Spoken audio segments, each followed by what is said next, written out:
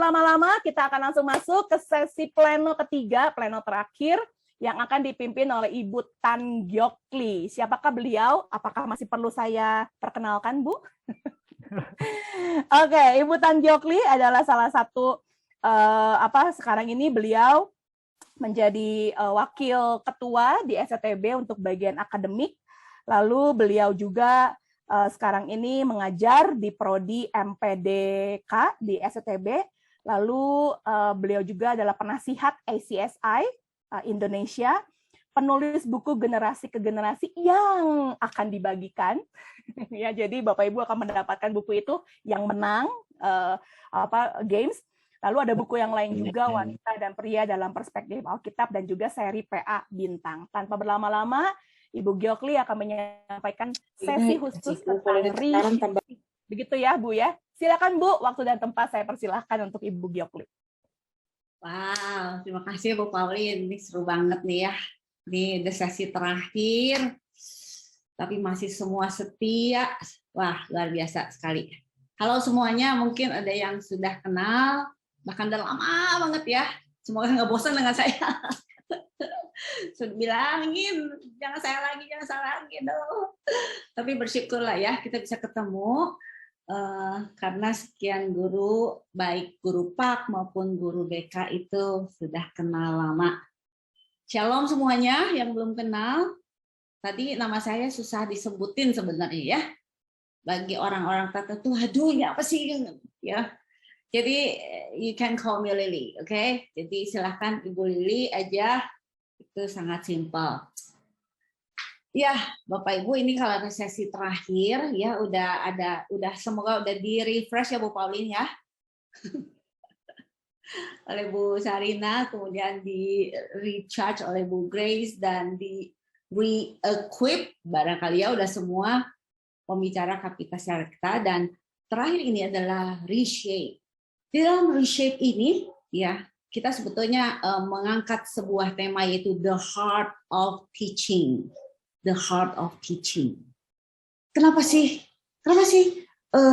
judulnya atau topiknya mengangkat soal hati? Kalau bicara hati sebenarnya bicara soal perjuangan, bicara soal keberhargaan.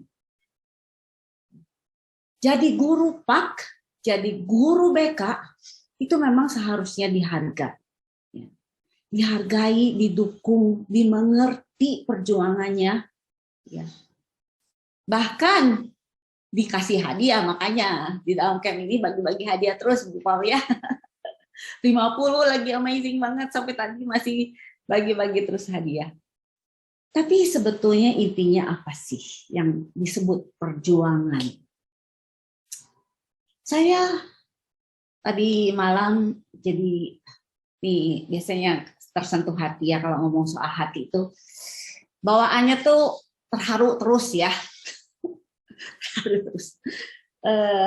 Karena kita bicara soal perjuangan, tapi bicara soal sukacita yang mungkin tidak terbayar. Itu sebabnya kita sampai hari ini masih bertekun sampai hari ini. Tantangan begitu banyak, tetapi hari ini kita hadir di sini, kita ketemu banyak guru yang lain, guru PAK dan guru BK, untuk saling mendukung. Sebetulnya untuk celebration. Saya mau cerita sebetulnya perjuangan ini karena saya pernah ada di sepatu. Kalau ini sepatu, saya tuh ada di dalam sepatu ya. Ada di dalam sepatunya siapa? Ada di dalam sepatunya guru PAK dan guru BK. Apa sih artinya berada di sepatu satu peran tertentu? Artinya bahwa saya pernah di situ. Saya tidak bicara sesuatu yang nggak pernah saya rasakan. Kita seringkali mengatakan, I understand how you feel. It is not as easy as you think. Ya, nggak semudah itu. Kalau kita belum pernah sakit gigi ya, oh gampang banget ngomong. Lu sakit gigi aja kayak gitu sih. Padahal kalau kita sakit gigi, jangan diajak ngomong loh ya. Sengamuk, karena sakitnya sakit banget. Nah, sejauh mana kita bisa mengerti perjuangan dan keberhargaan guru PAK dan guru BK? Saya ini mantan guru PAK. Saya tuh guru honorer sebelumnya ya, saya guru. Tapi guru honorernya rangkap 3. Ya, saya guru PAK, ngerangkap guru BK, dan ngerangkap wali kelas. Ya. Yang bahagia siapanya? Kepala sekolahnya, ya. Jadi ini paket nih, 3. Itu bisa konflik tuh, conflicting ya. Karena jadi guru BK tuh biasanya cari, ini kenapa nih terjadi ini? Udah dapat, udah anaknya terbuka, suruh kita lagi yang menghukum. Oh alah, nggak akan ngaku lagi kali ya. Ini perjuangan guru BK. Jadi wali kelas, ya, jadi wali kelas itu tantangannya luar biasa. Waktu nanti kenaikan kelas itu conflicting lagi. Waduh, jadi guru PAK itu penuh belas kasihan, ya penuh pengertian. Guru BK juga sama, sebenarnya cuma harus menghukum kadang-kadang. Wali kelas harus memperjuangkan. Nah, berada di sepatu seperti itu tidak mudah. Nanti saya cerita ya lebih jauh lagi gimana susahnya dan perjuangannya. Saya juga mantan bukannya. Kemarin masih jadi dosen terbangsaan. Cuma karena pandemi aja saya duduk di belakang meja. Saya pikir saya udah mantan dosen terbang sebetulnya. Nah, yang mau saya ceritakan nanti adalah para mahasiswa saya yang berjuang di lapangan, dan itu sangat mengharukan dan membuat saya bisa sangat terharu. Yang ketiga adalah saya adalah penyuluh guru-guru PAK di Bimas Kristen. Jadi saya juga jadi penyuluh terbang juga ya. Jadi saya keliling-keliling sehingga saya tahu berapa banyak perjuangan dari guru PAK khususnya, dan guru BK nanti juga saya cerita. Cerita saya mulai dari Papua. Di sini bersyukur tadi Bu Pauline tanya dari Papua ada nggak ya? Bersyukur. Sebelum saya mengajar, saya cuma transit doang di Biak on the way ke Hawaii lalu ke LA. Tapi terakhir berapa tahun yang lalu saya sempat ke Manokwari seizin suami. Saya bilang boleh nggak, saya pengen ngajar di Papua. Saya mengajar seperti biasa intensif dari sore ke malam. Salah satu bapak minta izin ke saya, Bu, boleh nggak saya pulang lebih awal? Bilang, aduh Pak, berarti kan mengurangi jam pelajaran, jam kuliah. Tapi beliau mengatakan, Bu, kenapa saya minta izin terlebih dahulu? Karena saya takutnya kalau pulang ada yang menjegal. Papua waktu berapa tahun yang lalu itu cukup gelap, sehingga pukul 7 saya merelakan beliau untuk pulang terlebih dahulu. Dan itu sangat berbahaya. Saya sambil melanjutkan kuliah, tapi dalam hati, Bapak ini, dengan iman kita doakan sampai di rumah. Bapak Ibu, kita bisa bayangkan seorang Bapak guru yang berjuang mempertaruhkan hidupnya untuk diperlengkapi, itu sangat luar biasa. Jika bukan karena iman, jika bukan karena memenuhi panggilan Tuhan yang begitu agung, Bapak ini tidak mungkin mempertaruhkan hidupnya. Ini di Papua. Saya beranjak ke Jawa Tengah. Saya jadi dosen tamu sering di satu kota di Jawa Tengah. Yang mengharukan adalah saya ini kalau saya jadi dosen tamu, rata-rata sangat diistimewakan. Padahal itu bukan yang saya harapkan. memang pernah juga sih ya, hotelnya juga biasa, malah cukup gelap, dan breakfastnya juga pesenan gitu, dan it's okay. Bagi saya it's okay, bukan fasilitas, tapi selalu diperlakukan baik. Bapak Ibu, tetapi menjadi kontras sekali dengan para guru yang berjuang di lapangan. Kelas saya biasanya selesai 8:30.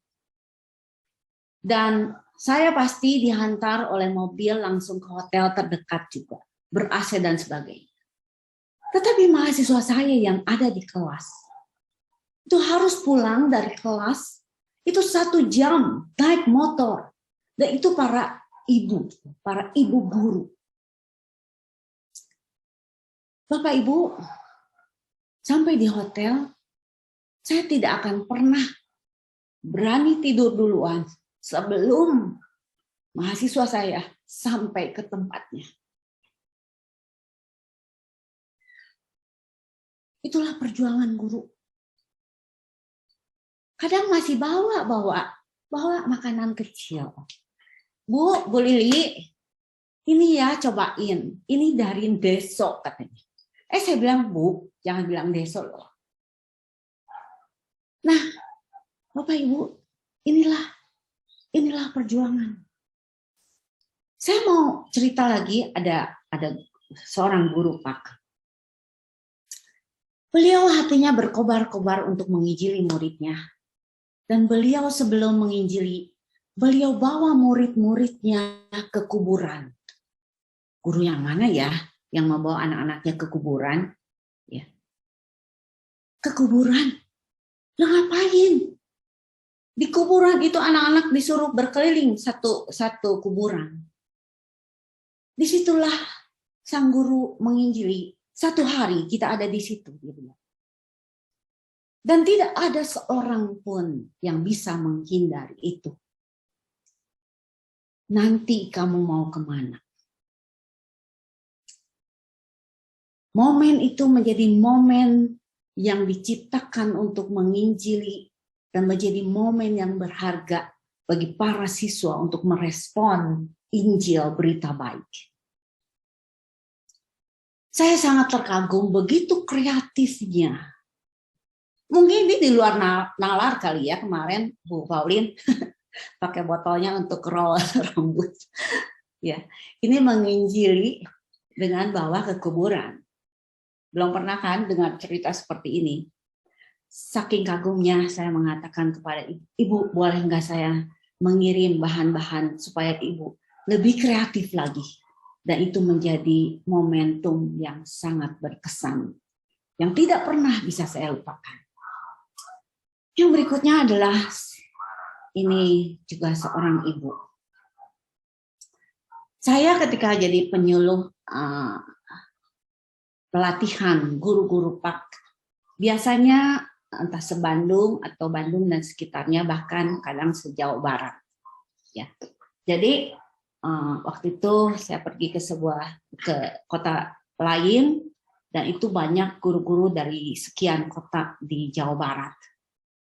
Dan guru-guru PAK yang menceritakan pergumulan mereka, itu sampai fight, sampai berjuang di tataran peraturan pemerintah.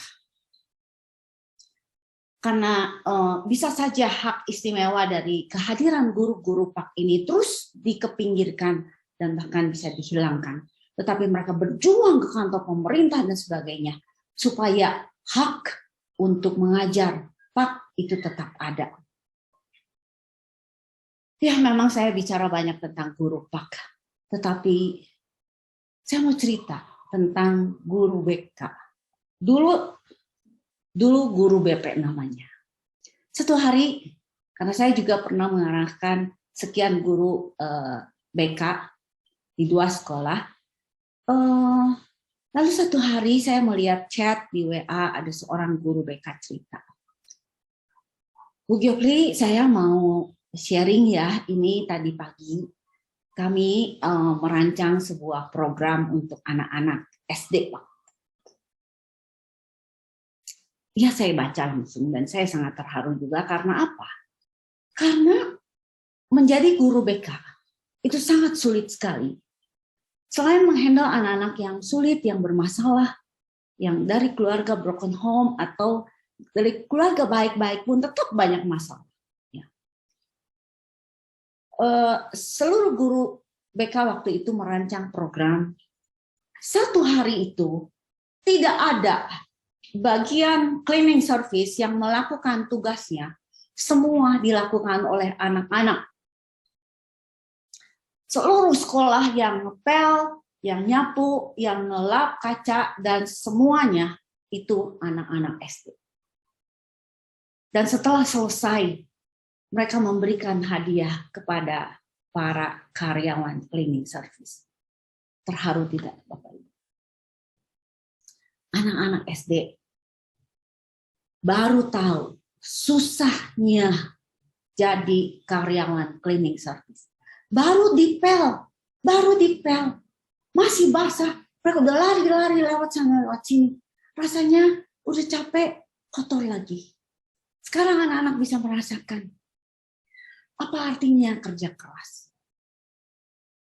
Dan semua guru sampai terharu melihat anak-anak berterima kasih kepada para karyawan cleaning service. Bapak Ibu, perjuangan demi perjuangan. Setiap hari para guru harus hadir. Di tengah pandemi pun bisa menjadi aktor dan aktris. Sebetulnya dari mana sih kekuatan ini? Dari mana? Guru-guru ini bagi saya mungkin patut disebut guru-guru yang dahsyat. Kalau pakai background ini susah ya. Nah, ini saya beli satu buku berapa tahun yang lalu, judulnya Guru-guru Dahsyat. Mungkin perlu juga ya nanti guru-guru yang hadir di sini ceritanya nanti akan menjadi koleksi cerita, menjadi buku yang berjudul, tidak harus meniru guru-guru dahsyat, mungkin guru-guru yang nanti kita pikirin lagi lah ya, jangan dahsyat, pokoknya nggak boleh niru aja. Tapi intinya adalah guru-guru yang dahsyat memang. Nah, guru-guru yang dahsyat ini dari mana sih kekuatannya? Sebelumnya saya juga mau cerita tentang diri saya sendiri ketika tadi saya jadi guru. Kalau saya cerita di webinar sebelumnya, saya bilang jadi guru itu, apalagi saya waktu itu masih single. Saya guru single itu sebenarnya paling enak karena waktunya banyak sekali ya. Jadi bisa menghabiskan waktu, menghabiskan tenaga, menghabiskan juga dana, menghabiskan juga pikiran, dan bahkan juga perasaan. Saya pernah bawa anak-anak ke Pangandaran sekian orang, karena anak-anak itu udah nggak tahan di sekolah, tapi dilarang sama kepala sekolah. Di sini saya nggak tahu ada kepala sekolah nggak ya. Mungkin takut ada apa-apa kali ya. Saya juga ngerti sih kalau jadi pemimpin tuh resikonya kalau ada apa yang dicecap tuh sama orang tua pasti kepala sekolahnya, yang berulah si gurunya ya. Tapi entah kenapa karena anak-anak nggak tahan, saya bawa ke Pangandaran. Ya. Itu kalau ketarik sama ombak satu aja, kayaknya saya pertaruhannya benar-benar habis-habisan. Entah saya dipecat atau dimarahin orang tua atau dan sebagainya. Tapi demi anak-anak, mungkin itu juga salah ya, jangan ikutin ya karena itu terlalu nekat bagi saya. Tapi itulah guru muda yang memberikan semuanya bagi muridnya. Bapak Ibu yang dikasihi Tuhan, sebetulnya apa sih yang diberikan kepada murid? Guru-guru dahsyat memberikan hatinya. Memberi hatinya. Kalau hatinya tidak berikan, waktunya, uangnya, pikirannya, perasaannya, semua nggak akan diberikan. Malah semua akan dihitung. Saya udah memberi ini, kalian memberi apa? Itu transaksional. Kan? Tapi seorang guru yang memberikan hatinya, maka akan memberikan yang lain-lainnya. Jadi sebetulnya the heart of teaching is the heart of the teacher. Gampang ya menghafalnya. The heart of teaching is the heart of the teacher.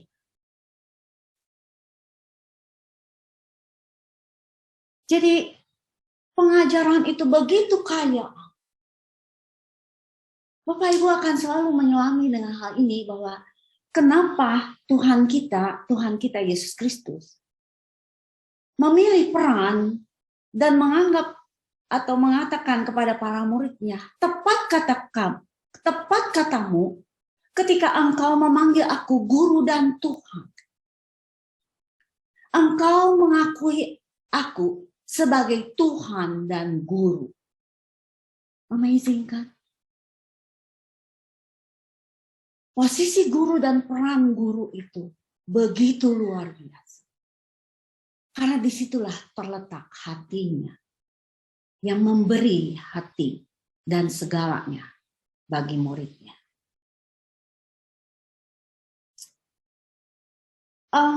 Saya mau mengutip sebenarnya, ini juga saya diajarkan di 3 kelas.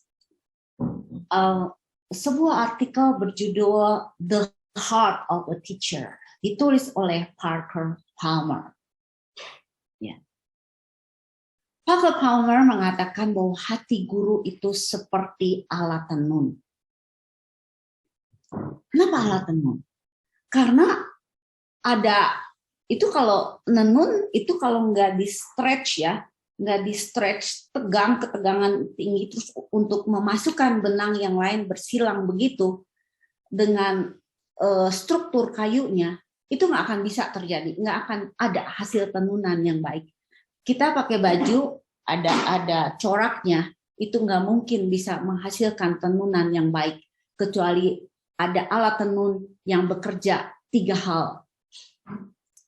Benang, lalu ada alatnya lagi, kemudian ada struktur kayunya atau dudukannya. Nah,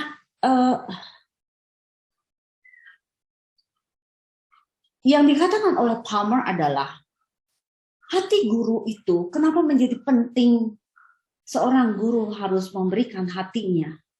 Karena seperti alat tenun yang merajut 3 hal, yaitu diri sendiri, diri murid, dan pelajaran. Jadi 3 hal utama ini dirajut oleh seorang guru. Mana yang paling penting? 3-3. Bagi Palmer, seorang guru harus mengerti dirinya sendiri. Dia harus kenal dirinya, siapa dirinya, identitasnya, dan mengajar sebagai integritasnya. Kemudian dia merajut bersama muridnya, dia kenal muridnya siapa. Lalu pelajarannya dikaitkan semuanya menjadi satu kesatuan, menjadi rajutan yang sangat indah. Desain kehidupan yang harus diselebrate. Mengajar tidak lepas dari kehidupan. Bahkan Palmer mengatakan seorang guru yang mempunyai hati, itu pengajarannya keluar dari undivided life. Kehidupan yang tidak terbagi. Di dalam semua pelajarannya, kehidupan dirinya, kehidupan muridnya, itu dirajut di dalam pelajaran yang sangat indah. Jadi bukan sesuatu yang abstrak, yang tidak relevan, yang tidak nyambung dengan kehidupan. Sebabnya menjadi guru menjadi sangat menyenangkan. Ada ungkapan, ada quotation yang dari dulu saya hidupi, ini sangat amazing sekali. To teach is to touch a life forever. Seorang guru yang memiliki hati, yang memberikan hatinya, yang mengajar keluar dari hatinya, maka pengajarannya akan menyentuh kehidupan selamanya. Kenapa? Karena pengajarannya itu begitu berkesan. Sampai tidak terlupakan kalau bisa. Memang tidak setiap kali sih memang ya. Karena tidak mudah. tidak mudah merancang satu sesi demi satu sesi. Tuh kalau saya sakit mah itu bisa sampai diare ya, bisa sampai sakit kepala, bisa sampai panik. Ya. Cuma karena plekmatik aja nggak kelihatan paniknya. Bisa sangat repot sekali. Nanti saya tunjukkan juga nanti. Hari ini juga saya sampai minjem ya. Nah. Jadi to teach is to touch a life forever. Karena sangat berkesan, sangat menghidupi dan sangat menyentuh kehidupan para murid. Ada satu momen mungkin sejak saat itu maka kehidupan murid menjadi berbeda untuk selamanya. Ketika saya menjadi seorang wali kelas, saya tidak sia-siakan waktu itu dan saya minta kepada kepala sekolah, Bu, kalau boleh saya mendampingi satu angkatan ini dari kelas 1 sampai kelas 3. Karena saya ingin memastikan setiap murid di kelas saya, di mana saya menjadi wali kelas, saya akan panggil satu persatu dan tidak akan pernah ada satu terlupakan. Untuk saya injili dan saya pastikan bahwa mereka sudah menerima keselamatan di dalam Kristus. Itu menjadi momen saya bisa touch his and her life forever. Karena ada Kristus. Kristus akan menyertainya, Allah Immanuel akan beserta dengan mereka selamanya. Dan melalui kita lah, para guru Pak, guru BK. Sebetulnya kalau camp ini ada guru-guru mata pelajaran yang lain. Semua guru Kristen akan dipakai diurapi Tuhan untuk menyentuh kehidupan selamanya.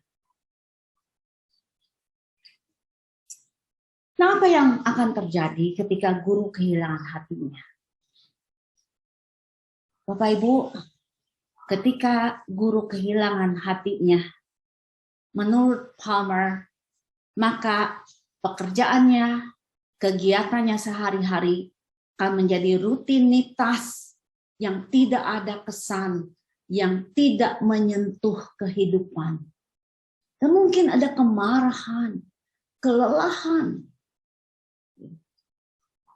ada ketidakbersediaan untuk berkorban.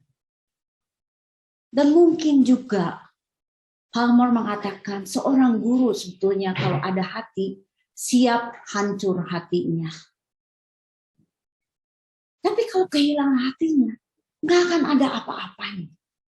Nggak akan ditunggu. Bahkan kalau bisa sih nggak usah datang gitu. Bapak Ibu, saya jadi murid lama sekali ya.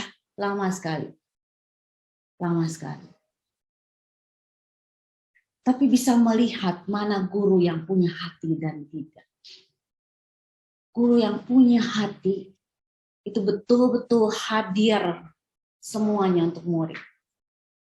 Saya bisa berdiri sampai hari ini, itu karena guru-guru dahsyat. Sungguh tidak terlupakan.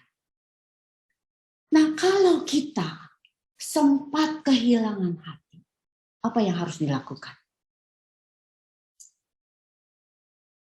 Ayat ini luar biasa Bapak Ibu. Kalau bisa dihafalkan sebuah ayat yang sering saya pakai ketika saya menjadi lemah, saya selalu berdoa untuk diri sendiri ayat ini. Saya bacakan untuk Bapak Ibu. Mazmur 27 ayat 14 bunyinya demikian. Nantikanlah Tuhan, kuatkanlah dan teguhkanlah hatimu. Ya, nantikanlah Tuhan. Saya baca versi bahasa Inggrisnya. Wait for the Lord. Be strong and take heart. Take heart and wait for the Lord. Seorang yang sudah kehilangan hatinya, you have to take your heart back again. Take it back. Take it back. Ambillah hati. Kuatkanlah hati. Teguhkanlah hati. Kembalikanlah hati. Jangan sampai kehilangan. Kehilangan hati, kehilangan hampir semuanya. Dan yang amazing adalah wait for the Lord, nantikanlah Tuhan. Sebetulnya kalau kita mengandalkan hati sendiri tanpa Tuhan, hati ini memang penurut, tapi sebetulnya sering dikalahkan oleh tubuh kita. Kita bisa tidak tahan karena menjadi guru dengan segala perjuangannya. Sering mungkin kita dibodoh-bodohin. Lu ngapain sih masih setia aja begitu ya? Tapi sampai hari ini tetap bisa. Seorang yang guru yang betul terus berjuang, he will take heart and wait for the Lord.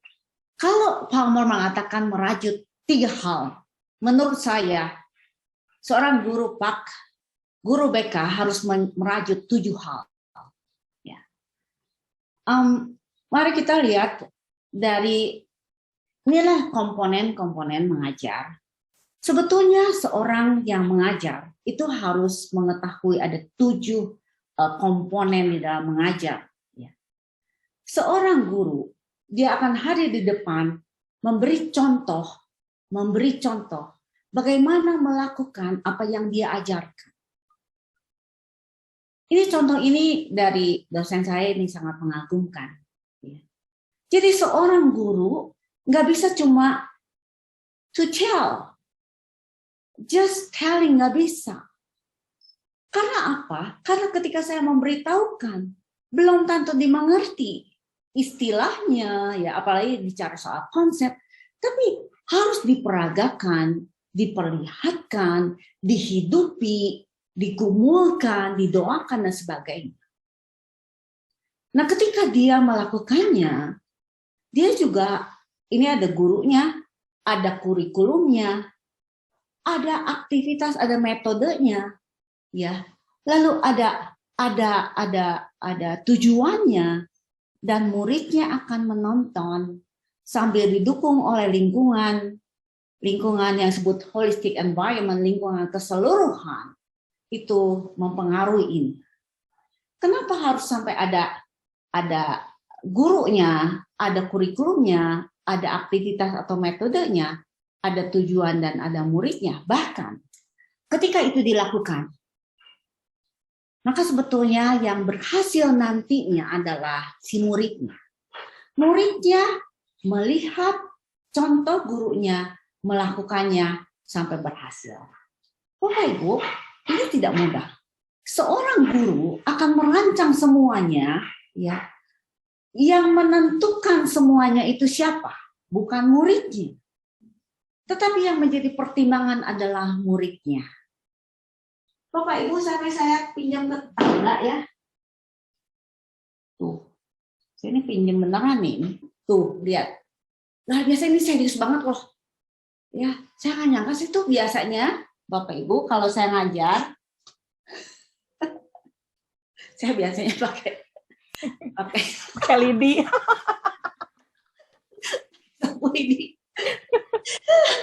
Terus saya minta murid-murid juga mahasiswa yang buatnya, terus kita buat sampai begini ya, terus sama-sama gitu ya. Bapak Ibu, kenapa sih saya sampai mesti pinjam ke anak tetangga?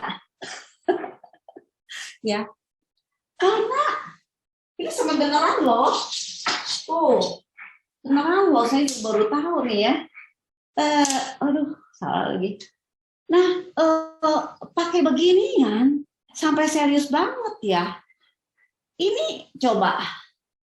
Ternyata tuh, ya ampun, saya juga nggak kuat loh. Ya, ini bukan mainan, saya pikir mainan. Nah sebenarnya ini tuh satu ilustrasi bahwa ini melambangkan kurikulum yang harus kita pertimbangkan kalau kita mengajar anak kecil. Nggak bisa seperti ini. Saya aja juga nggak kuat, cewek ini kayaknya untuk cowok ya, untuk Pak Mario kali ya. Tapi yang akan diberikan Pak, ini bukan hadiah ya Pak.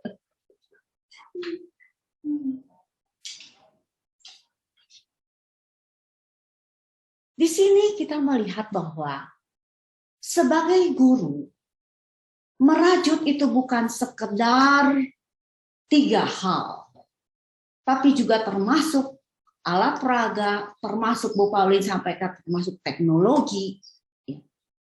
Semuanya yang menjadi pertimbangan adalah murid. Tapi yang menentukan adalah kita sebagai guru. Saya mau cerita ini, peraga lagi ya. Ini adalah kepala keledai. Saya suka kedelai terus. Keledai. Ini seorang guru sekolah minggu. Satu hari membagikan ini, mengajarkan Matius 21. Pulang-pulang ditanya mamanya, kamu tuh belajar apa tadi? Ini. Belajar kepala keledai. Loh, belajar kepala doang? Ya iya, yang lainnya lupa. Hah, kok bisa lupa? Ya iyalah, Bapak Ibu, kalau kita mengajar Matius pasal 21, kalau hermeneutikanya kita betul dan implikasi terhadap pendidikannya betul, maka Matius 21 itu adalah kurikulum yang pas untuk orang dewasa yang sudah mencapai tingkat kematangan atau perkembangan kognitif yang maksimal, bahkan beyond that. Karena di situ, di Matius 21, Tuhan Yesus sedang mengajar murid-muridnya bagaimana berpikir paradoks. Kenapa Tuhan Yesus yang begitu agung seharusnya kuda yang besar mungkin dari mana begitu yang gagah perkasa, bukan naik keledai. Naik keledai yang sering dibodoh-bodohin, yang nggak salah. Berpikir paradoks itu penting sekali bagi orang Kristen. Bapak Ibu yang dikasih Tuhan. Sebetulnya melalui camp ini, kita harus merasa yakin bahwa every story matters. Kisah Bapak Ibu masing-masing berjuang di lapangan, that matters so much. Sangat berharga. Dan sebetulnya kalau ada waktu saya ingin mendengar, semua ingin saling sharing. Kau bisa diceritakan supaya melihat karya Tuhan yang sangat besar. Kita berjuang di lapangan, kita tidak sendirian. Allah Immanuel beserta kita. Merajut 7 hal sampai murid-murid kita sukses. Sebetulnya dikatakan Palmer mengatakan bahwa seorang guru yang punya hati, hatinya selalu rindu kalau muridnya ditolong untuk berhasil. Ketika muridnya berhasil, maka yang bahagia adalah guru dan murid. Kita bisa menangis bersama, bisa sama-sama ada di hadapan Tuhan sebagai orang-orang yang berharga, sebagai alat Tuhan yang berharga. Terima kasih untuk semuanya, Tuhan berkati.